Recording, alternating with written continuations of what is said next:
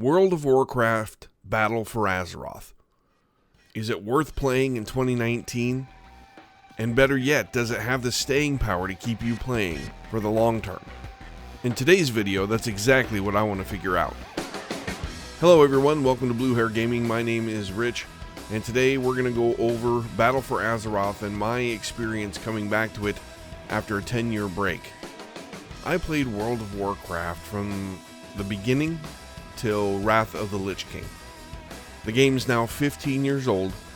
It was the clear leader in the MMO space for a very long time, and it peaked with, I think, 12 to 13 million subscribers. After Cataclysm is, I guess, when everything started to go downhill. I don't know why there was the decline, but I do know that from the stuff that I have read and videos that I've watched, a lot of people are saying that the challenge has evaporated. You can solo almost everything in the game through LFR, the looking for raid function. You can just jump into something, you don't have to talk, you don't have to deal with anybody. And they say the new WoW has killed that. They also say that the community is gone, that the new WoW has killed that. And I think to some extent that's our own fault. I mean, if you look at when a game is brand new, of course you have community because people need each other. I mean, that's just how human nature works, isn't it? If you don't need somebody, then you will have less need to talk to them. I mean, we're all self-serving. Humans are naturally self-serving people. Community's gone in a lot of what we're doing in real life, so I think unless you find a way to make people need each other, like through crisis, which is when we come together in real life, or necessity like in classic WoW, then I think it's going to go away. But anyway, that's my thoughts on the community. But they also said the class identity is gone. Homogenization of all the classes, giving all the same abilities to everybody, really ruined a lot of the game. And then they took away your ability to tweak your character through talents and just overall spell abilities. When I picked enhancement, it gave me a list of spells. I don't have chain lightning like I did before. I don't have totems. It's just different. So why did I come back to try World of Warcraft? I don't remember exactly what I was doing, but I heard that Blizzard was going to have a free-to-play weekend for all accounts, new and old. And after 10 years, I wanted to find out if my characters were still around and kicking. On top of that, I love Blizzard since Super Nintendo days, and an opportunity to get back into the game I loved just to see my characters, even for just a weekend, was a pretty big attractant. Now don't get me wrong, I had absolutely no intentions of coming back to play this game full time. Then, I logged in and tried the BFA part of this free-to-play weekend. Now I don't know about you, but back in the old days, you got your expansion and story missions were cool, but they were nothing like what this is. Is the Undercity evacuated? Yes, Warchief. Then it's time to finish this once and for all. Sarfang, rally your troops. I will prepare the Azerite machine. Champions, your Warchief commands you. It is time to take arms against the Alliance. Their numbers are strong, but we are stronger. We are the Horde. We crush those who would bring us harm. Loktar Ogar! I mean, it's like being in a freaking movie where stuff's flying, and I mean, it was amazing. I will have to say that the experience was pretty amazing. I wanted a box of popcorn, for Pete's sake. The only problem is I didn't know what the hell was going on. I didn't have my bar set up. I didn't know what spells names were. I didn't know what the hell I was doing. So I'm running around looking like a fool. Stuff's blowing up all over me, and it just isn't pretty. So after that, it drops you off in Orgrimmar. And so I decide I'm going to get on my mount and go fly and check out what Cataclysm has supposedly done to this landscape. And oh boy, did things change. The Barrens is 2 zones now. The bank in Orgrimmar is not the bank. I walked in there and Sylvanas is now the war chief. And from a lore aspect, I was wondering what in the hell happened. I was looking at 5 expansion packs and a good amount of leveling to do, so I decided to get to it. So let's start off with what felt familiar. I was going to split this up into what are the pros and what are the cons, but there are some pros that are cons in my opinion, and I thought why not just go over the entire thing and list pros and cons as I go, and hopefully give you a good feel for the way the game is now. So, when I got into the game, it was World of Warcraft, obviously. I mean, everything kind of looked the same. Graphics are better than when I left. Some of the new zones are so breathtaking, and the storyline in it is so freaking awesome. They still have the same humor and creativity that they've always gotten, and the storytelling is just amazing. But what I don't like, and what should have felt familiar for me, was flying. You don't have flying in these new expansion packs. You have to earn it. Now the problem with that is that A, it doesn't make any freaking sense with role playing. How do you justify, or how do you explain that your flying mount that has wings and was flying in the neighboring area can't fly now? Why is that? I mean, it made sense in Northrend because of cold weather flying. Okay, haven't had snow before. Awesome, let's do that. Get some cold weather flying. Learn how to fly in the cold. Now, they have flying hidden behind some kind of achievement wall. And it's not like you can get it done in the middle of the expansion pack or the beginning of the expansion pack. They have this behind. You have to get exalted reps, sometimes revered and exalted rep with these factions. And you have to do almost all the exploring and storylines for the expansion pack. I mean, it's kind of pointless by the time you get it. Stay tuned and I'll tell you how I really feel. I don't want to make this a total rant about flying, so let's move on. Now that the level cap is 120, Blizzard has implemented several things to help with catch-up mechanics, and I think this actually kind of hurts the players that want to explore any kind of lore. You level so fast, as a matter of fact, during my leveling, I had to actually skip the entire the Panda expansion pack. I don't know any of the storyline with how they got introduced. None of that because of how fast I actually leveled through the content. Give me a reason to play through those expansion packs and experience the game that you've created. You've got 15 years of game. Don't let me get through it in 5 months. That being said, if you do miss some of the content, some dungeons, they have this thing called time walking now, which is a huge bonus, I think, where they let you go and they scale the dungeon to fit your ability, so you can go play old dungeons, have that experience, but get new gear. But overall, the leveling experience is, I don't know, it's pretty much, it's easy mode. You're a god in this game. I mean, you can pull 3 or 4 mobs without breaking a sweat. That's normal leveling.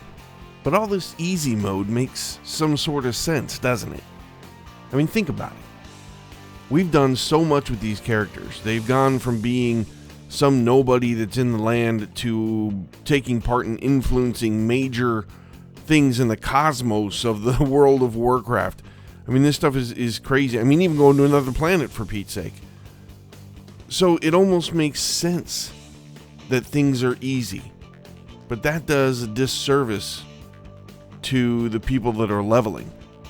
I mean, you don't have to have a strategy when you go into a fight.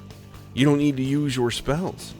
You don't need it until you get into the mythic areas, but then it's too late to try to teach somebody that's gone for 120 levels in easy mode where they can snack and not really pay attention to the game, to all of a sudden needing to learn strategies and spells and the way they actually work together and build your character. Why subject your players to that kind of end game when you could prepare them throughout the whole thing by giving them some difficulty and teaching them that they have to use all their spell techniques and all that kind of stuff. Now, I don't want you to think that I'm bashing this game because I am having a blast, because it's still fun to play. I'm just a little disappointed with how easy the easy mode really is. Another thing they've done well and brought into the game is giving people multiple ways of gearing their character up. I mean, not only do you have the high-end raids, you've got the time walking for when you're leveling, you've got some crafting while you're leveling, You got the catch-up gear like heirlooms and the new benthic gear with 8.2. And for endgame, you got the world quests and war fronts. There's also, while you're leveling and for the endgame, there's rare creatures. These are kind of a cool addition. You see a little star on your map, you can go and kill this creature. It's got a special name, and it'll drop anything from gear to pets to Azerite power for your new necklace that is part of Battle for Azeroth. So really cool, but also a negative, because I think with all these catch-up mechanics, it takes away from everything that these guilds work for. I don't know, it's a give or a take. It's a good and a bad thing all at once. I think there should be a distinction. Reward your people for doing harder stuff. Another thing that they added to the game that I really like is something called Garrison. Now this is your own kind of town. You can build it, you have different options for buildings that you can put in, and you don't have enough spots to put every building in there, so you and a buddy can have different garrisons and you can visit each other's, and that is a really cool aspect of this game. It almost feels like you're playing the Warcraft strategy games in this MMO universe, which I think is such a cool feeling. You can build a shipyard, so you have naval battles and you can build different ships. You gather resources, you can hire, well, you don't hire, but you get people to work for you through the faction rep and all that kind of stuff. It's a really cool addition to the game, and something you can definitely sink months of time into, and still something that's relevant for gaining money and being effective in the game today, even though it came out way back in Warlords of Draenor. I talked about mounts earlier. They also have a ton of pets. There are tons of these things out there. If you like to collect and that's your cup of tea, there's definitely a ton of that in this game for you to do. And they've added something called pet battles to this game. And this is something that's actually really intriguing me, because you can get different pets, you can get them in the wild, you level them up by battling other people, and you got some that are strong against flying creatures and some that are strong against certain types of creatures. So it's actually a pretty intricate battle system that they have here. They have pet-only dungeons that you can take your pets into. Everything seems so well designed around this little part of the game. It's like it's a game within a game. So you don't have to be in it. You don't have to do Pokemon Go in World of Warcraft if you don't want to. But it's there, and it just adds more depth to the game, I think. And it gives something for people to do on downtime. Say you've done all your dailies and stuff like that. You want to go do your pet battles, fight some people, do that kind of thing. I think that's a really cool part of the game. The biggest negative that I think I can pull from this, that beyond the stuff that I've already talked about, is the fact that they have taken away the player choices and dumbed down the characters themselves. That part of the game is gone. Does that mean the rest of I'm having a blast with the rest of it? There's a ton of good stuff in this game still.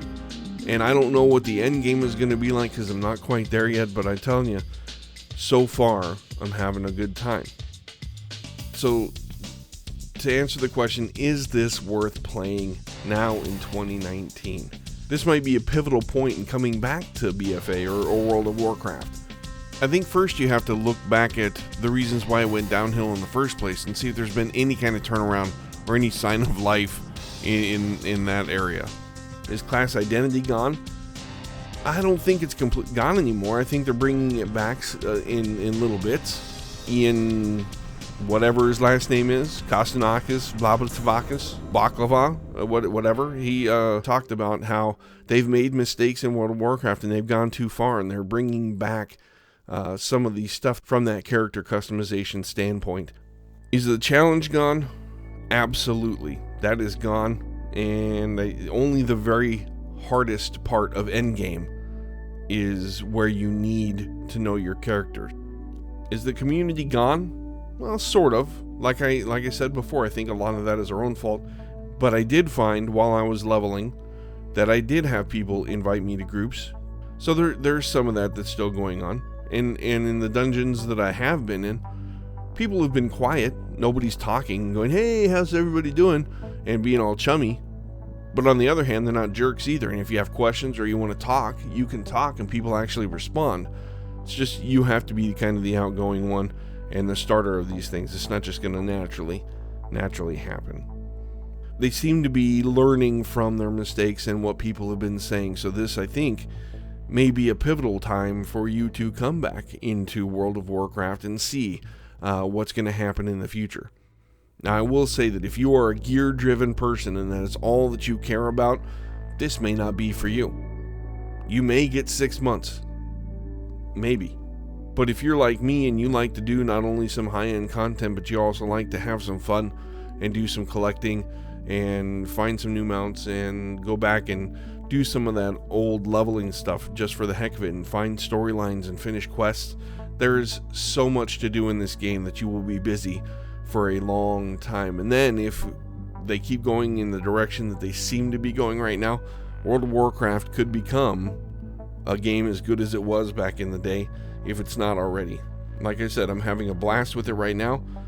I think that you can have a ton of fun in World of Warcraft right now if you come back. Well, that's my video. Thank you very much for watching. Please comment down below. I want to know what you think about the current state of WoW, or if you think there's hope in the future. If you like the video, hit the like button. And if you want to see more of my content, please hit the subscribe button and the bell notification, and you'll be on your way.